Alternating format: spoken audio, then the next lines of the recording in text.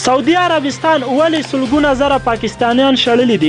دوی په کومو جرمونو نیول شوي؟ ټول حال په دغه ویډیو کې در سره شریکوو. درنو لیدونکو مینوالو سلامونه او نیکې هیلې په دې هیله چې روغ او جوړ اوسئ.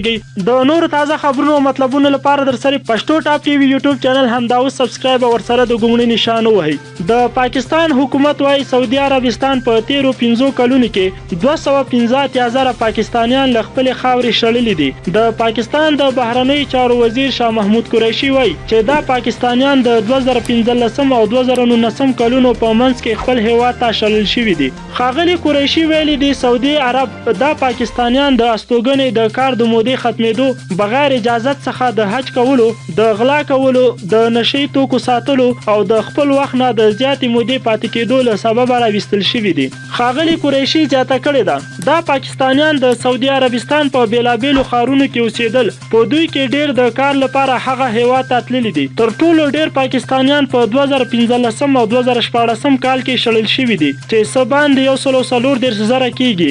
د دې ترڅنګ دا مهال څه باندې 2010 پاکستانیان د سعودي عربستان په زندانونو کې هم پراته دي. د پاکستان حکومت تیر کال ویلو چې د سعودي حکومت ورته ژمنه کړې ده چې دا زندانیان به پرېږدي، خو تر اوس مهاله یې نه دي خوشي کړي.